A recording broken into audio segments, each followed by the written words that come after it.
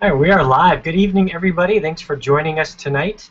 If you're joining us live, we appreciate it. This is EdTech Mixed Plate, episode 26, and we have a special guest tonight, and we're supporting a very important event occurring all week long this October. We'll get more into that in a minute. But first off, we'll introduce ourselves, and I'll go over a couple of important things for our audience members, and then we'll dig right into our topic for this evening. So first of all, I'm Michael Fricano II. I'm a Tech Integration Specialist for Iolani School, serving K-12 students. Rachel, you want to introduce yourself tonight? Okay, sure. Hi, I'm Rachel Armstrong. I'm a Tech Coordinator at Halikula Elementary School. Sorry, my picture is up. I can't have video on tonight till my son goes to bed. But hi, everyone.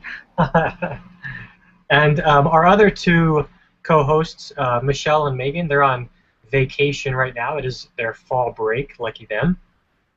So they're not joining us tonight, but they will be with us next week in our next episode. So it'll just be the three of us tonight. And we have a special guest tonight. His name is Matthew Dillon. And he is a colleague of mine at Iolani School. We both started teaching at Iolani this year. And we both attended an awesome conference. Well, yeah, an awesome, it's not really a conference, right? Yeah, I don't know what you call it, event. Right? Yeah, an event. It was we went to the Constructing Modern Knowledge Institute, or event, I guess you would call it, over in Manchester, which is a great time. And Matt's joining Iolani as the Fab Lab coordinator, teacher, I guess he would call himself. Yeah? I think my official title is K6 STEM teacher, and then I guess running the Fab Lab. Running the Fab Lab. Awesome, awesome. Yeah. So Matt, can you give us a little bit about your background, who you are, and where you came from? Sure. Again, my name is Matt Dillon. Originally from the East Coast, New York. Grew up there. My big Italian family. Came back to New York after college, went to grad school at Columbia, got my degree in curriculum and teaching elementary and childhood education, and then went right into teaching in Nyack public school system. Taught everything from 4th grade, 3rd grade, 5th grade, and then 7 years of kindergarten. All of it was self-contained. Then I left teaching to go into college coaching, women's soccer for a while, then got back into teaching in Texas, in the public schools outside of Fort Worth, then got back into college coaching, and then came back to Texas, got back into teaching in the public schools in Port Arthur, Texas, and then decided to move the family to Hawaii. So the last 4 years I was at Island Pacific Academy as the K-5 science coordinator, science teacher, engineering and design teacher, and then this past fall made the move over to Iolani as the K-6 STEM teacher and running the Fab Lab. Wow, that is quite a resume. Yeah, quite a lot of miles logged in there. All over the place. That's awesome, though. That's great.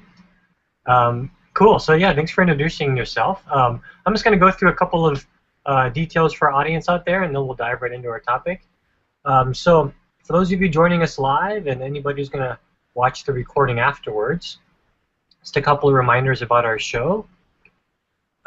You can check out our website, and there's the bit.ly link. It's bit.ly/edtechmixplate. That's our official EdTech Mixed Plate website. We have all of our past shows archived, along with the show notes, a schedule of future episodes. There's a form we'd like our audience to fill out to join our mailing list, and if you guys have any specific EdTech-related questions for us to address in the future, we'd love to hear from you guys, so feel free to check out that website. And tonight's show notes you can find at this bit.ly link, so bit.ly/mixedplate26. So Matt's been invited to that document. He shared some of his resources in that document, as well as myself and Michelle and Rachel and Megan. We've dumped a lot of good resources in there, so feel free to check that out. We'll continue to add onto it, depending on how our conversation goes tonight. If you explore anything else, we'll definitely dump it into that show notes. So please go ahead and check that out, audience members, and it is open for commenting and suggestions. So if any of you viewers out there have anything that you would like to share, feel free to add it to the document as either a comment or a suggestion, and we'd be happy to add it to the document. Okay, so that's bit.ly/mixedplate26. And of course, the Q&A is always open. So if you're watching live, jump in the Q&A. Feel free to introduce yourselves. If you have any questions along the way, please ask them, and we'll address them as best we can. And if you have anything of your own to share, feel free to share it via the Q&A app as well, and we'll try to keep up with that and check it as often as we can. Okay. All right. So the main reason why we've got Matt here with us, and we have a great episode planned for today, is because it's October, and because it's October, it's Connected Educator Month. And this is a month-long event put on by a bunch of great organizations and some really amazing people from all over the nation and from people all over the world, actually. And if you're not familiar with Connected Educator Month, Google it, become a member of it, participate. They have a schedule of events, so there's multiple things happening every day to help teachers get connected, to network, to build relationships, and to learn and grow in their profession. And of course, we here at EdTech Mixed Plate love supporting those kinds of events, and so we've got a great lineup of episodes for this month. We have 4 episodes planned, and each episode focuses on one of the themes of Connected Educator Month. And so today's episode, we are focusing on the maker movement, which is one of Connected Educator Month's themes as well. So that's why we have Matt here today. He plays a key role in the maker movement at Iolani. And I think Iolani plays a big role in the maker movement for the state of Hawaii because of our wonderful upper school fabrication lab. And now this year we're starting a lower school fabrication lab for K to 6, right, Matt? Yeah, that's right. Yeah, for K to 6 students, and he's in charge of that. So we thought we'd bring him on to share his experiences in setting that up and getting it running. We're only about, what, a month and a half, 2 months into the school year? Yeah, that's we started, I guess, mid-August. Yeah. So not much has happened yet, but Matt's he's accomplished a lot. I think I've stopped by his lab a couple times. It's amazing what he's doing with the kids there. So he's gonna answer some questions and help us in discussing the maker movement. So we do have a series of questions that we're going to kind of lead through, and we'll hit some of the resources in the show notes as we move along, and if there's any questions out there, feel free to ask. So all of our questions are in the show notes, so you guys can follow along with us there. But our first question is for Matt, how do you use the Fab Lab? I know you're still kind of new to it, so maybe you can talk a little bit about how you've started using the Fab Lab with your students and what you imagine for the rest of the school year and into the future. Sure. Well, I think there's 2 parts really to it. There's the teacher buy-in of the Fab Lab, and then there's the student buy-in of the Fab Lab. First thing we wanted to do is get the teachers to buy into it. We didn't want it to be a new thing they had to add to their curriculum. We all know what it's like as classroom teachers for something to come down from the top and have to put another program into our already packed day.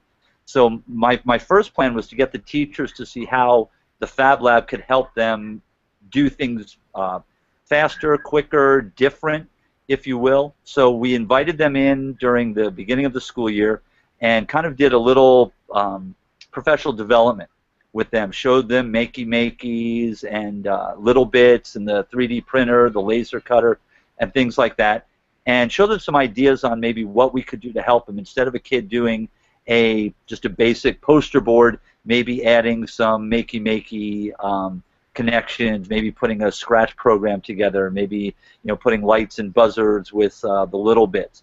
So kind of show them that. And then the second part is really the kids buy-in, and they're a lot easier because they love all this new technology and everything. So this past week we actually invited all the teachers to bring their classes in for just a quick 15-minute introduction. Again, show them the 3D printers, laser cutter, and then have them just kind of play with some makey-makeys and scratch programs, play with the little bits, and just kind of give them some ideas of maybe something they'd like to do. And it was interesting because Friday afternoon I had a couple of kids come in from 6th grade and like, Mr. Dillon, we got so excited by what you said. Can we do this for our project? They're doing a report, I think, on world religion, and they want to make some things on the 3D printer and have a sign cut out on the laser cutter.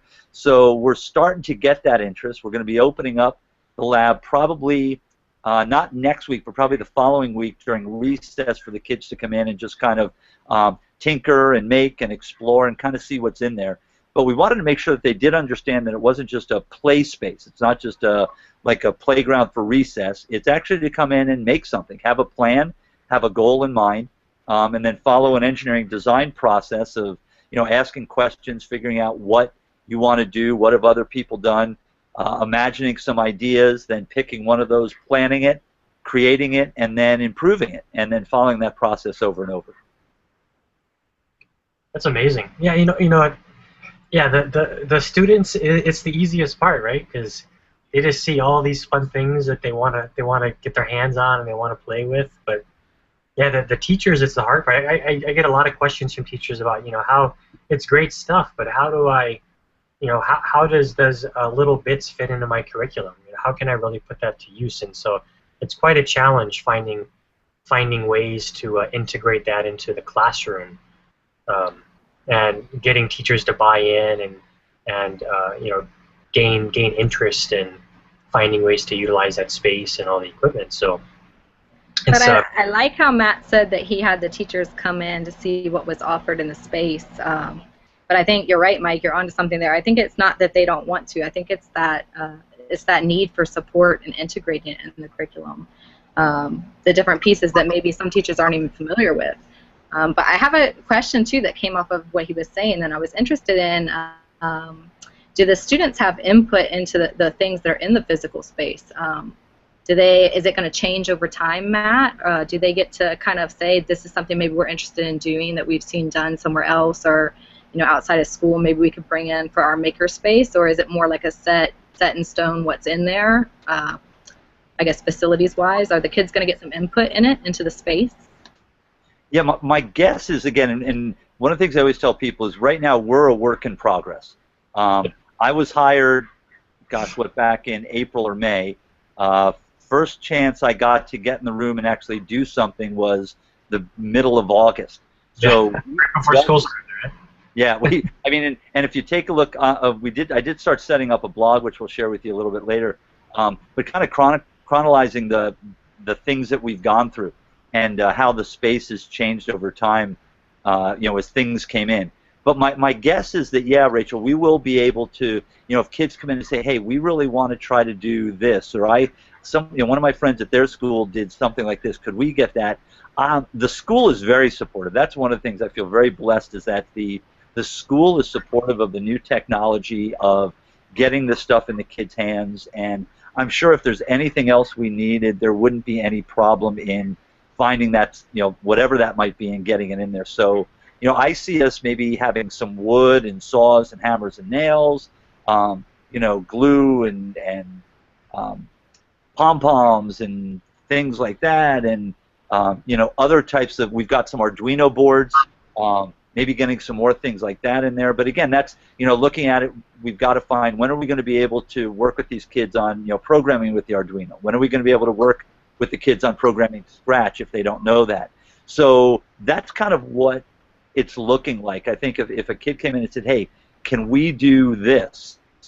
And we didn't have that particular you know, machine or those particular set of things, we would go out and get it for them. Let's find a way, right?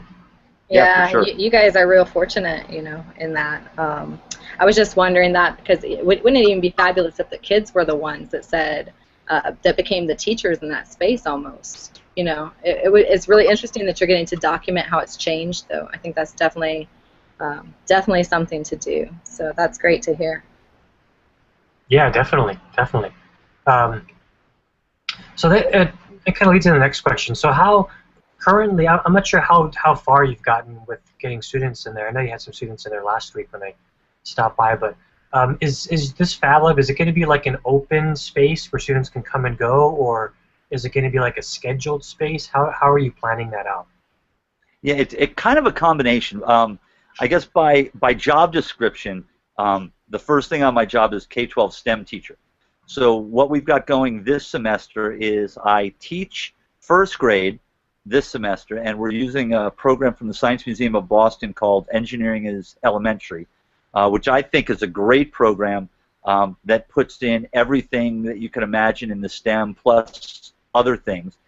Presenting a problem, getting the kids to make something, whether it's a knee brace or a hand pollinator or a bridge, whatever it may be. So I'm teaching first grade 2 programs out of that particular set of programs, and then I'm working specifically with the 4th grade science teacher on things that she has going. For example, we just made cars and wheels out of the laser cutter because they're starting the scientific method, and they want to collect data on cars rolling down a ramp, adding weights, changing wheel size, and things like that. So in the past, I guess they always used, they had the kids make their own cars, but we decided it'd be better to have standard for all of them. So we figured out a way to make it out of the laser cutter, and did that. And then the rest of the time, when I'm not with the 4th grade science or teaching first grade, the lab is open for kids or teachers to come in. Next semester, I'll be teaching kindergarten, 2 programs out of that EIE program, and then the rest of the time will be open for teachers to come in and kids to come into the lab. That's great, and that's kind of the reason that I thought of you when we decided to do a maker move. I mean, you see a lot of examples of maker spaces and fabrication labs with older students, but I don't see too many examples of these spaces for younger students. Especially a space like yours that's dedicated and there for the students and the teachers to visit and to use. So it's interesting to kind of listen to you and follow along with you as you create this space throughout this school year. And I'm really excited to see where it goes for our school and how it might inspire other schools to jump on board and try these spaces for themselves. Oh, for sure. Like I said, this summer I went to another conference in Palo Alto, Design Do Discover, and we actually visited 2 schools that had maker spaces for the younger grades. And it was great to see the things they were doing from, making spaceships that, fell along the lines with their curriculum. Maybe it was a Mars lander. I know we do something like that here at Iolani. But just, getting them in there, and it doesn't have to be high tech. I think that's one of the misnomers about the makerspace and the Fab Labs of it, is that in order to get one going, you have to have a laser cutter and $600 3D printers and all this fancy technology, when in reality you can really start with just stuff that they can use to tinker with, to make, to build, wires and buzzers, things you can get right at, Radio Shack. Not that I'm getting paid for a plug there, but you can go to Radio Shack and buy wires and buzzers and lights and soldering iron. Teach the kids to solder, teach them basic circuitry, and they can do all that. It doesn't have to be a lot of high tech stuff. Now, if you can afford it and you've got it, that's great, because it does open up more possibilities. But I think schools that sit there and say, "Oh gosh, we can't do this. We don't have thousands and thousands of dollars." I think if there's a will, there's a way. And you can do it, basic to start if you wanted to. Yeah, and you kind of addressed one of the questions we had later on, which is, is it possible to have a Fab Lab or a maker space on a shoestring budget for those schools that don't necessarily have the funds to afford the big expensive machines like other schools do? And you're right. I mean, it doesn't. A maker space isn't about having an expensive laser cutter or a fancy 3D printer, but it's about what can you do with the materials around you, with the basic tools and materials that we have in our normal everyday lives. Right? What can we create out of those things? And basically any teacher can create a makerspace just by gathering those basic materials. Oh yeah, I mean, you can probably ask for volunteers from parents, and they've got an old hammer they're not using anymore, an old screwdriver, and a bottle of nails, and so they'll go through their garage or their attic and clean things out, and before you know it, you've got more than you ever imagined. And I think that's one of the things we've got to do is get parents involved. It's funny, we had open house about a week ago, and parents came in and we were showing them all around, and you know, one of the most popular questions was, "Are you going to open up this place for parents at night?" You know, at this point we're not, but you know, adults love this stuff. You know, that would be great. Bring those parents in. Let them make with the kids. Fab Lab for adults. Let those teachers come in. Let them make. Well, yeah, I mean, you look, and I think, you know, you look at the maker movement as a whole. You've got space. I know we have a space here on Oahu, you know, that you can join. It's kind of like a club, in that you know, you pay a monthly fee or whatever, and you go in, and instead of you having the, you know, probably the fancy wood lathe and the, you know, this printer and this cutter and this saw and all that, they've got a space and it's dedicated there, and you know, you can come and use it. And so if you're building, you know, if you're building a bookshelf at your house, or you want to build a rocking chair, or you know, something else, you go to that space and you know, you make it. And I think that's one of the cool things about it, is it's you know, almost for those of us that are old enough and remember shop and home ec and you know, all that, it's a throwback to those days where we learned how to sew a button on a shirt, and you know, how to cook pasta, and how to change a spark plug and change a tire, you know, how to build a birdhouse. And that's because, you know, we weren't going to be, you know, woods craftsmen or car mechanics, but those were basic things we had to know. You look at what kids today are going to have to know when they're, you know, 18, 22, 30, they're going to probably have to know how to do some programming, and they're going to have to know how to, you know, probably their way around some different circuitry. And so, you know, this is kind of that. It's the new time shop class. Yeah. Yeah, I agree. Like, it's really just a true place of learning, you know, and for critical thinking. And I think that the best part about having this open space that you guys have is that there's so many different people that are experts in different areas that you can pull them all in. I mean, it just having the spaces is the, you know, the best thing, because then people can come in and teach what they want to teach. Yeah, I mean, you know, problem solving. I mean, you think about it. We live in a world today where, you know, if kids want the answer to something, they pull it up and they Google search it, and it's right there.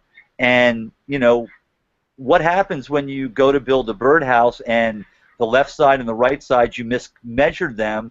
You know, you can't just, you know, say, oops, let me try to reprogram. You got to figure it out. What did I do wrong? You know, did I have it turned the right way?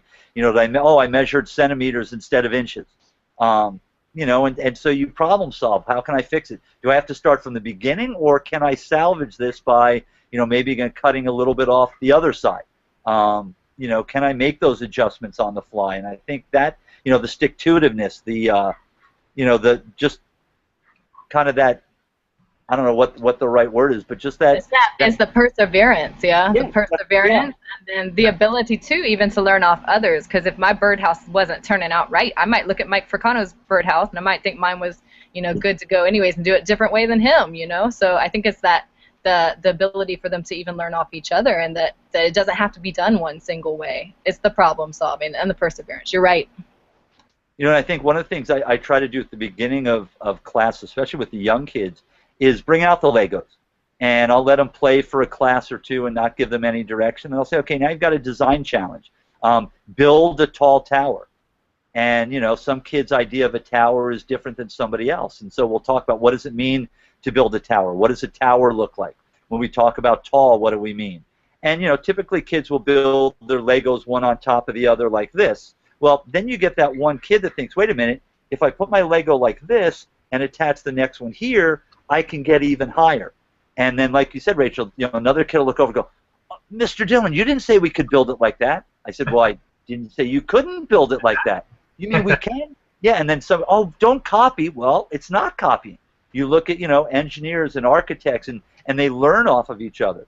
And there's no, you know, unless it's copyrighted, you know, you can take something and make it better. So, you know, I think the kids learn through even those basic things, like I said, with Legos. It's not just, you know, building, you know, a house or something. It could be something totally different, and make it into a learning experience.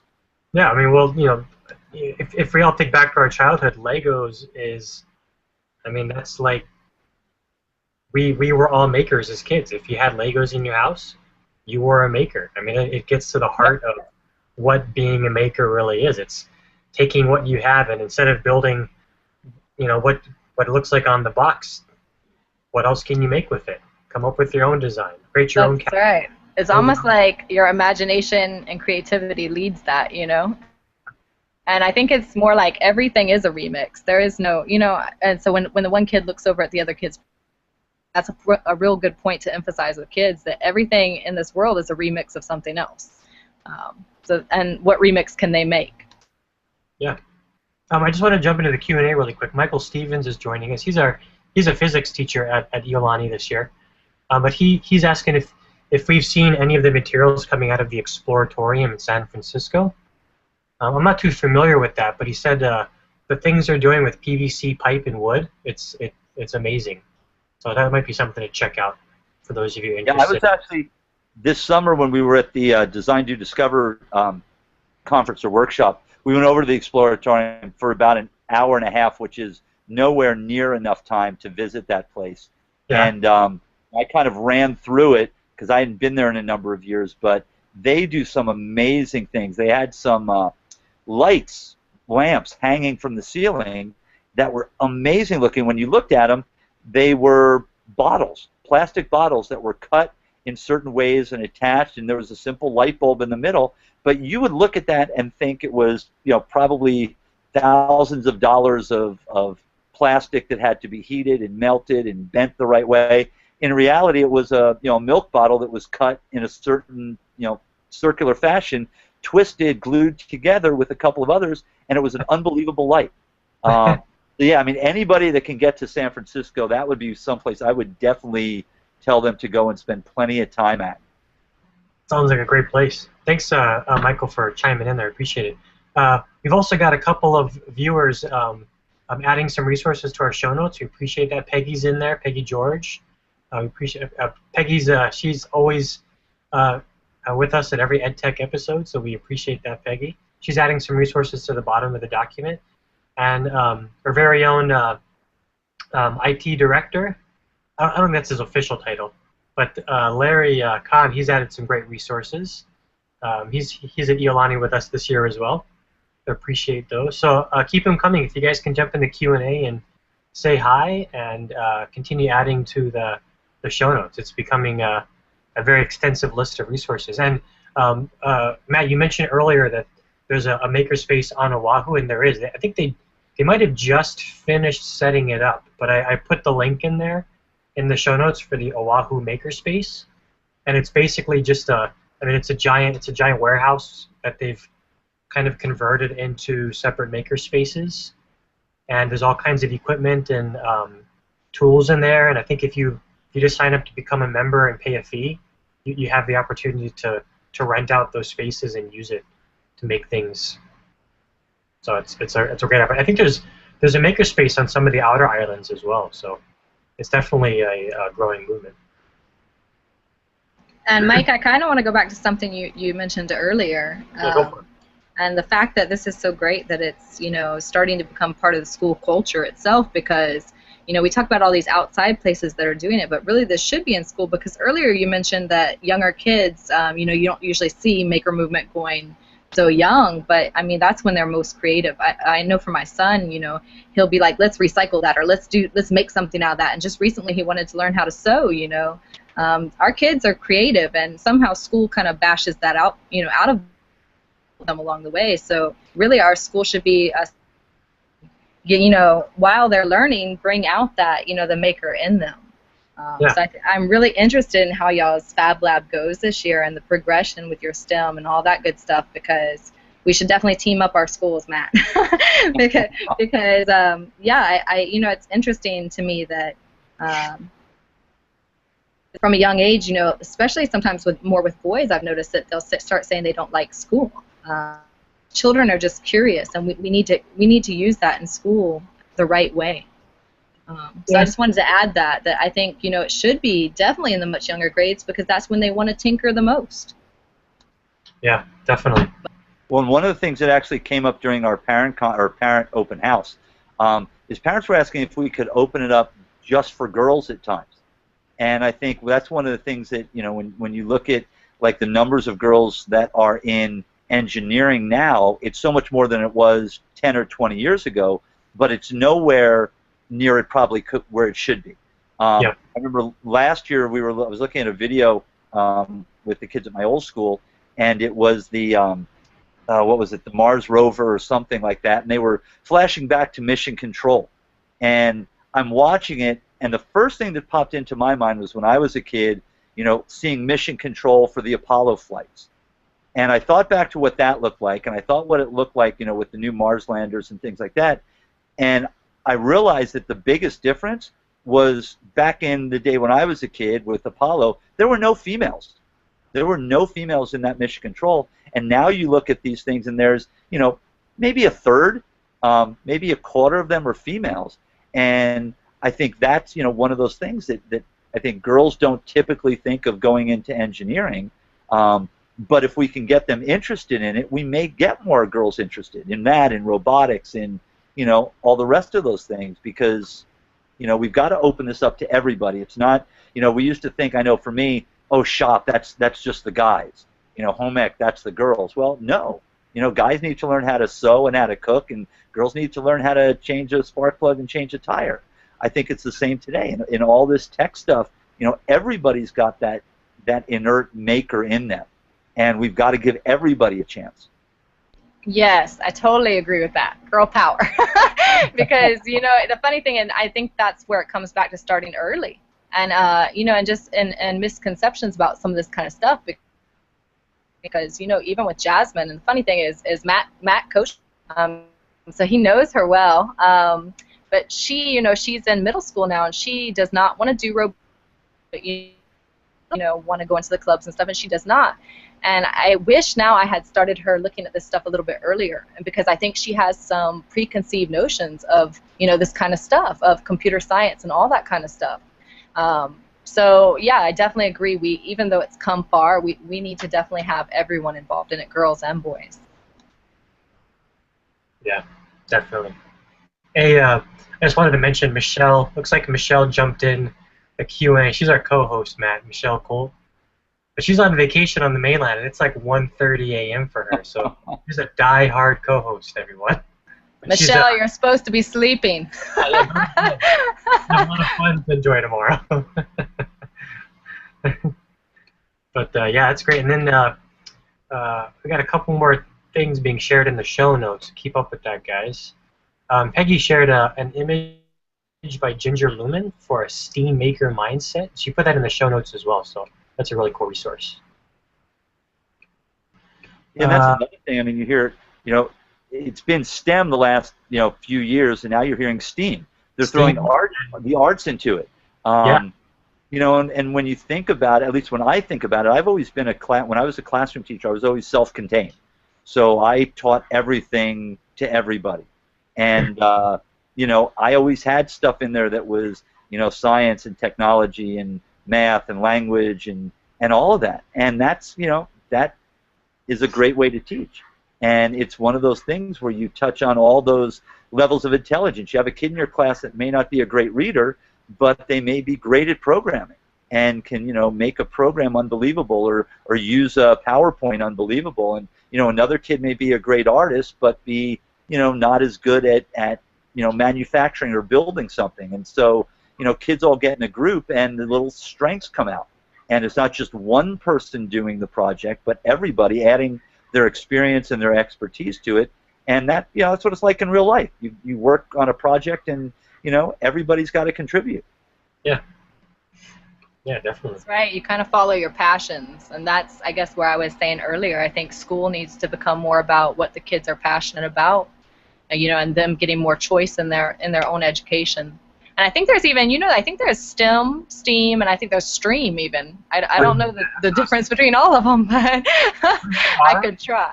There's one with STREAM now. What's the R in there, Mike? I can't remember. Okay. I don't know. Someone in our audience tell us what the R stands for in STREAM. I'll go Google that real quick. I'm sure Peggy knows. Let me get to another question, Matt. So, one thing I really wanted to talk about, because, you know, we want to continue to encourage and build on these ideas of makerspaces and Fab Labs in schools, and I mean just in the real world. So, what would you recommend for someone that wants to get started with a Fab Lab? You know, whether it's a dedicated space, a room, or if it's creating a corner of the classroom that's a makerspace or a fabrication lab. You know, what kinds of things would you recommend for those teachers that are interested in starting something? Yeah, I mean, probably obviously the first is that interest. If they're interested in doing it, that's great. Then they'll find a way, whether it's a little corner of the room where they put a sewing machine, or where they put a bunch of hammer nails and saws and scrap wood, or bottle caps and glue guns, or whatever it may be. They'll find a way to do it. I think one of the things that I know helped me a lot this summer was having the opportunity to visit some established Fab Labs. Now, the two that I visited one was in San Francisco, one was in Oakland. Both of those were just a year old. And so, for me, I'm going in there looking, gosh, well, what did you do? What were some of the challenges that you came up to your first year? And I've been in touch with those people, to find out, how's the second year going? Have you made those changes, or what are you doing different? And I think that's a really good thing if you can get out and visit. I know anybody in Honolulu, as far as I'm concerned, they're more than welcome to come and visit our lab. They can call up, the Iolani Lower School and make an appointment and just see what we've got. And I'm not, I'm the first one to say, again, we're a work in progress. We are not by any means a finished space. And I don't know that they're actually, as you think about it, in being, the maker philosophy and the maker movement, I don't know if there ever will be a finished space. That kind of goes against the maker side of things, that things will always change, and something else will come in and something else will come out and whatnot. But yeah, I think getting and seeing what other people are doing, getting hooked up with some of the groups, and finding out what's going on in in England and in Australia and back in New York and California. There's so much out there, and I think just getting kind of plugged into all of that would be a great thing. Yeah, and that I mean, that kind of gets back to the heart of Connected Educator Month and why the maker movement is one of their themes. Because I think without making those connections and building those relationships with other people who share the same interest or are in the same boat as you, wanting to create a space, or connecting with those experts that have already done it, without being able to make those connections, it's kind of hard to get something off the ground and running. So yeah, you're definitely right. I mean, there's so many great things going on around the world, things that have already in the process and people are experts on. You have to connect with those people to really get something going. I'm gonna look for an email real quick. I'd gotten an email out of the blue from someone that had seen the blog that we set up, and they actually have a kind of a Fab Lab consortium, I think would be the best way to explain it. And I'll see if I can find their link and maybe put that up as well. Yeah. I think at this time, do you mind screen sharing your that? I think you shared a Google group for people in makerspaces. Find that as well. Yeah, you want to screen share that, and then maybe you can take a few minutes to show us your blog that you started and some of the picture that you've taken of your makerspace. I think everyone out there would be interested in seeing what your Fab Lab actually looks like as well. Yeah, let me pull up these two sites real quick. I think while he's doing that, Michelle mentioned in the Q&A that the R in stream is for research, but I think we also found, I mean, I guess it's up to interpretation, but we also found that it may mean reading, so I don't even know. It could be reading, research. There's lots of relaxing, just kidding. On vacation, science, Michelle. Science, technology, relaxing. Okay, I've got those up, Mike. You want a screen share? See if I can do this right. There we go. Yeah, awesome. Got it. That it? Okay, that's the Fab Lab blog, Iolani K6 Fab Lab.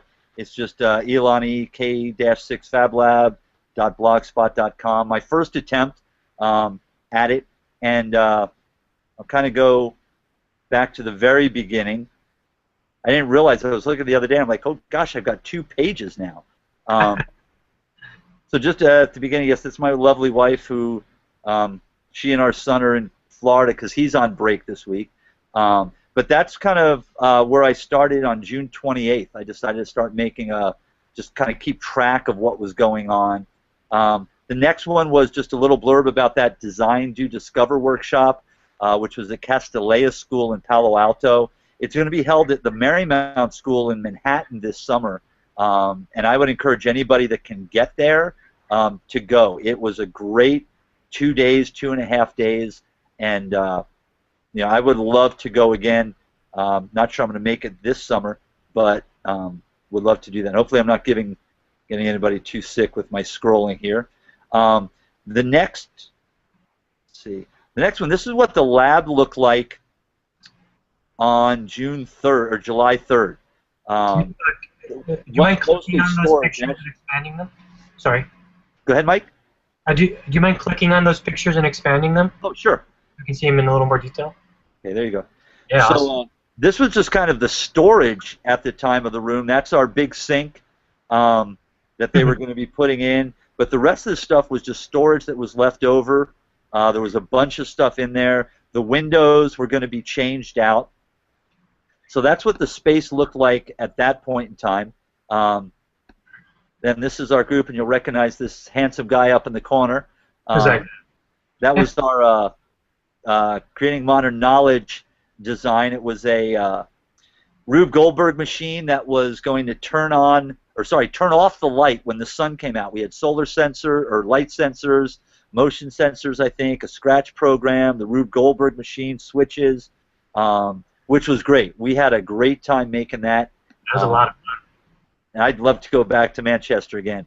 Yeah. This was, let's see, this was August 24th. We finally started getting some of our equipment in. Our tables, bunch of different tables on casters, our stools back in the corner. This is a vinyl cutter, 2 3D scanners. One is a stationary scanner, the MakerBot. The other is a handheld scanner that you can actually handheld or scan people and make 3D images of people. There's one of our 3D printers. We're using PrinterBot Simples, Simple Metals. We've got 4 of those. And there's our Epilogue Mini Laser Cutter, 60 watt, 24 by 12 inch. So good size for us. I'll get to Blake in a minute, who's a lifesaver. Then this is kind of what we looked like getting ready for open house, which was the 19th of September. And again, one of the things I like about this is that we have casters on the wheels of most of the tables, so we can change the space. If we need more ground space, if we need more table space, we can change that. The tables at the sides are all stationary, and then you can also see we've got the white right on board, or walls with this paint. I can't remember what the paint's called. I love it. I hear that paint's pretty expensive, but it's so amazing. You can just write. Yeah, especially for a space like this. We've got, we're writing all over the walls. We've got our engineering design process up there in the corner above the door. These are Z boards that were made by our Fab Lab in the big school at Sullivan Center. 2 of them are whiteboards. One of them is a pegboard. Let's see. We've got another look at it. We've got the laser 3D printers over there on the side. That's the big sink that we had on the floor there. You see the big duct system which you need for that laser cutter to get the fumes out. And again, these are just some looks. You see we wrote our email addresses for our computers that are with the 3D printers, as well as the email for the laser cutter. So what the kids will do is when they create something, they'll be able to send that directly to one of the computers, and we can print that right out. Again, there's another look. We've got a shelf with all our wood and our scrap cardboard. For prototypes, we've got the settings for the laser cutter up on the board, because we're basically right now just going to be using cardboard and wood. Those are our 3D scanners and our vinyl cutter. Those are our printers. And the old-time 2D printer with a scanner on it, so we can scan things, put them on things that we're going to be cutting out with the 3D or with the laser cutter. And we actually have some projects in the work already using that type of technology. We've got some makey-makeys. We've got some little bits, some cardboard I've got to cut up still. That's our tools, just our basic tools right now. And again, that board was made by our Sullivan Center people. That's our word wall for the engineering is elementary program. We've got a little geography lesson going because the stories take place in different parts of the world. And then the last picture is a guy named Blake, who is one of our alumni. He is a sophomore at Santa Clara, and the lab would still be in boxes if it weren't for Blake and another current student named Corey. They worked tirelessly this summer helping debug things as it came in. And then once Corey started back at school, Blake had a couple of weeks before he'd be back at Santa Clara, and he set up that lab and the email addresses and just, I mean, again, we couldn't have done it without Blake. The next set of pictures is our first graders. That's the program we're using with them right now, where they're designing lighting systems. So one of the first things they did is they were learning about different materials and whether it reflected, refracted, whether it was opaque or translucent or, gosh, my mind's going, transpaque, opaque, there you go, or translucent. Yeah. And so they were testing different materials and keeping track and notes, and those were going to go in their folders, and so they had to do all this stuff with these things in the lab. And then eventually, like we said, they'll be building a lighting system. This next set is one of the projects we're doing with fourth grade, which actually is just completed. These cars were made out of the laser cutter. We decided to put different holes in so that when they decide to change their wheels or their axle base or the weight, they can change all different things to get different results. This just happened to be one with some of the standard wheels that they were using, rolling it down the ramp and then measuring how far it went down the corridor. And then this is just one of the modified ones. These wheels, the back wheels were made on the laser cutter, the front wheels were made on the 3D printer, and they tried the different wheel bases and different wheel sizes to see what was going to be the best. And then in the end, I think this is what we're going to be doing this week with them, is having a final test. They'll be creating what they want their car to look like as far as weights, wheels, axle placement, and then giving a test run and seeing whose goes the farthest. And then this last one was some of the kids visiting in our class this past week. This is a Makey program, or a Makey setup using just a basic Scratch program to play a game. This is the typical Makey Scratch piano, but we didn't using bananas, but we didn't have bananas, so we used sweet potato leaves. There they are again talking about with electricity 2 points of contact, so someone's got to have their hand on the leaf that's got the black lead to it, and then they have to touch the other one, and we show them that you can hold hands, and then electricity goes in a circuit. And again, just basic electrical stuff. This is some little buckets with wet paper towels, again, to control a game. There's Mike again.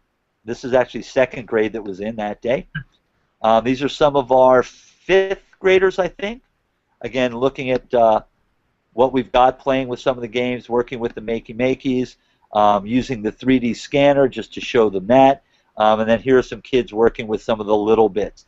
And I only put out a few, but if you know anything about little bits, there are a ton of things that come in these systems, and they are unbelievable what can be done from light sensors to motion sensors and things like that. Let me stop there. Any questions or comments? It's amazing. I just want to let everyone to know that the link to Matt's blog is at the top of the show notes in the introductory sentence, so feel free to check that out. And you can see all of his posts throughout the rest of the school year, as well as his pictures. Doing a great job there. Thanks. Now these other ones I don't have links to yet. I can add them later. This is the Google group. It's the K-12 Fab Lab and Makerspace. I actually got on it when I was at the workshop in Palo Alto. Angie, and I'm probably going to say the last name wrong, I think it's Chow or Che. She runs the Fab Lab there at Castellea, and she kind of organized this, and everything that you could think of, questions about anything, vendors you see there, vinyl cutters, different kinds of filaments, scanners, you name it, is on here. It's a great space, a great group, and I think all you have to do is come in, and I think you shoot a quick email off to Angie, and then you're invited into the group. So if you're interested, if you're a Fab Lab person, a makerspace person, in the school system K to 12, I would definitely encourage you to jump on this and get involved. And then the last one I have, and like I said, these guys contacted me out of the blue this week, and they wanted to set up a phone conference to go over some questions that they had for us. And so I'm in the process of getting in touch with them. But it's the Teaching Institute for Excellence in STEM. And I'm just kind of getting in touch with what they can do and who they are. But it's a whole group of people. I think they're out of Ohio. But talking about STEM and Fab Labs and all this stuff. So I will make sure I figure out how to best put these links online for everybody that wants to see them, and we'll get them hooked up as soon as possible. Cool. Yeah, you already put the link to the Google group in the show notes. Okay. Anybody interested out there? It's the first link under the EduRockStars table in our show notes. So check that out. When you click on that link, it'll take you to the group, and there's a blue button that says Apply to Join Group. So if you click on that, you can send a request to join the group, and once they accept, you're a part of a great resource and a great circle of people that can help answer your questions and get you started with that. So that's probably a great place to start in your adventure. I did want to go back to some of the questions. We have a couple of minutes left in our episode tonight, but Amy, I believe the name is Amy Simpson. Simpson? Yeah. She asked, along the lines of the question about getting started, what kind of teacher expertise do you need in a Fab Lab? I mean, does a teacher really need any expertise to get started? Is there anything specific they need to know or have a skill in? I guess I hesitate to answer that because prior to this summer, I really didn't have any expertise in Fab Labs per se. The space I had at the current school, or the school I was at, was a former science room that when we took over the engineering as elementary program and made it an engineering and design space, that's kind of what we had. We didn't have 3D printers, laser cutters. It was all tongue depressors and Legos and Connects and things like that. Coming to Iolani, it was great because I did get the opportunity to get into this dedicated makerspace, got the machinery and all that technology, and we're even in the process now of getting some programs on the iPads for the kids to use. 123D Design on the iPad, Scratch Junior on the iPad. There's a couple of others that we're working on. One called, I think it's either Sketch It, Make It, or I think it's Sketch It, Make It, which allows you to just draw something and then send it directly to a 3D printer or to a laser cutter. So really, no, I think it's just a desire to put this as part of education. And if you were a person that, like I said, liked to play with Legos and likes technology, and you don't have to be an expert, you don't have to be a programmer. And again, I think that's one of the nice things about it is, the kids don't either. You don't need your kids to come into your makerspace, and they may not be the next Steve Jobs or somebody that's going to be an unbelievable programmer. They may just be who knows what. Yeah. But they just need to have that love for it. They just need to have that interest in it, that desire, that whimsical what if I do this, or how can I do this, and I think if you have that, both teacher and student, you're going to have a successful Fab Lab. Like I said, I had 2 kids come in the other day and they're like, Mr. Dillon, we were so excited, we want to be able to do this and do that, can we do that? And I said, let me think about it, come and see me, next week. They're doing a poster board on Judaism, and they want to make a Star of David. And sure, we could get on Thingiverse and download somebody else's, but I thought, well, wait a minute, let's draw one. Make your your equilateral triangles, figure out what it needs to look like, draw it. We can scan it, open it up in a program called Inkscape, trace over it, and then extrude it, and then make it a 3D model, and you can send it off and print it in 3D. And Yeah. that way they're using their math. They've got to measure the sides, the angles, how big they want it, how small they want it, and it's not just grabbing somebody else's idea. And now they've made it from scratch, and the pride that they're going to have putting that up on their poster is going to be great. And and can we put lights on it? Sure, come on in. We'll figure out. We can write a scratch program, use the makeys, use the little bits, whatever it might be. So yeah, I mean the possibilities are endless, and it's only limited to what you can think of. Because even if you didn't have some of the the more fancy technology, could you make it with tongue depressors and glue it together? Yeah. Figure out where the junctions have to be that would make it equidistant from here to there. So, again, you don't need the fancy stuff. If you have it, great.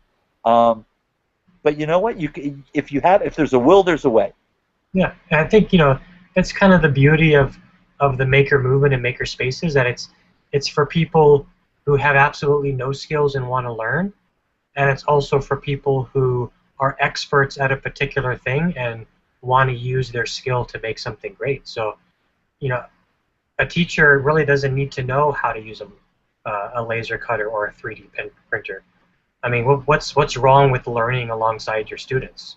No, I also think too, though, it helps that because coming from a teacher standpoint, I was just in the classroom last year, and I think it does help though if you stay connected with people that maybe do. So not just trying to figure it all out. That sometimes, if we have to figure everything out, then it gets a little bit too frustrating, and people, even students, they give up. I mean, I know we want that grit and perseverance in them, but for every single thing that, it's not possible to know everything. So I think it comes back to what Matt was saying, where he's had people come into the lab and help, the one guy that came in and helped him set it up. And I think just connecting with other educators, which again leads back to the whole Connected Educator Month. So definitely Matt Dillon as a resource, and, here in Hawaii, and as well as other educators and the resources that are being shared. I think that's where the expertise can come in at and help you out. Another important part is, I think we heard this at the Constructing Modern Knowledge event, was that traditionally teachers want to be able to control what they're teaching, and they want to be the experts at what they're teaching, and that's not what the maker movement is about. Teachers have to be willing to kind of let go of that control a little bit, and a little bit of vulnerable, and not be afraid to fail alongside their students, but teaching their students those lessons of the importance of failing and the importance of exploring and being creative. I definitely agree there, as well as being willing to collaborate. It sounds like it's really a team effort at your school, so I think it's great. And Matt, all those examples were amazing, so that's just props to you. It looks like the whole team is working together. I saw Mike up in there as well. Yep. Oh, yeah. I'm sure he's throwing in some of those iPad apps. Oh yeah. Well, it's nice because we have, I got an email over the weekend from one of our second grade teachers. We're working on a project for them, and she wants to meet next week because she's got a couple more ideas. And we had a kindergarten teacher was like, "Hey, we're doing a unit on apples. Is there anything we can do in the Fab Lab with apples for the kindergartners?" And so we set up some basic makey scratch programs and used apples as the interface. So the kids came in and they were, moving the cat around the screen, touching apples. And we talked about basic electricity and two points of contact, and that that electricity flows in a circuit. So the kindergartners already got that. They know you've got to have 2 points of contact. They know electricity flows in a circuit. And they had fun playing the games and touching the apples. And we had, like I said, with the 4th grade science, we did that. We've had our 6th grade kids do a Renaissance fair. And so we're trying to find some trebuchet and some catapult designs and 3D fabricate them so that they can see different ways of making them. Last year they used some that were made out of the laser cutter. So we'll probably try to do that again this year. So it's, again, it's if it comes from the teachers, they've got that vested interest in it. If it comes from the kids, they've got that vested interest in it. And I think, once you see the possibilities out there, it's going to just flourish. And, we're hoping that we're going to outgrow our space, soon, that we're going to outgrow the staffing of just me I guess, you know, to handle all the needs of this space in the future, because it really is a great way to, you know, to do things, to add to projects, to change projects, and, you know, like you said, nothing was ever done right the first time. You know, you've got to be able to fail. I mean, you know, what did they say? You know, the light bulb failed, you know, hundreds and hundreds of times, and you know, oh, you know, you failed. Well, no, I found 300 ways that it didn't work. It didn't work. 1,000 ways that it didn't work. What do they say? Babe Ruth struck out, you know, 3 times for every time he hit a home run. You've got to be willing to fail, and I think that's one of the things I try to get across to my kids in my class is that, you know, if you're coming in here thinking you're going to be perfect and that it's going to work out right the first time, you're wrong. You're going to fail. Be ready to make mistakes, because you learn from your mistakes, and you're going to be better from your mistakes. Yeah. So that takes us to the end. I just wanted to address some of the Q&As that we have going here. So Anne got pushed to the top. She got a couple of pluses there, but Anne Sharon, she says Home Depot has a craft day every first Saturday of the month, and she happened to just run into that by chance, and said that the lines are long, but she put a link in there for people to check out to learn more about that event. I didn't know Home Depot offered those kinds of things, so that's great. And Mike, sorry to interrupt. I also believe Lowe's has like a twice a month on Saturdays. They have something for kids as well. Different types of builds that they do at Lowe's as well. Cool. And, you know, it wouldn't be a bad idea for a teacher to stop by and check out what kinds of projects they're working on to spark some ideas that they could use in their classroom too, right? Shane mentioned a little bit about Minecraft, as well as Michelle. I like Michelle's comment there. Fail equals first attempt in learning. Hey, where'd she go? Where was that at? I don't know. It's somewhere down there. She said fail equals first attempt in learning. Hopefully that's not copyrighted, Michelle, because I'm gonna probably make that and make a poster of it and put it up in my room. He's gonna carve it in a cardboard and post it on the door. Fail equals first attempt in learning. That's a great line.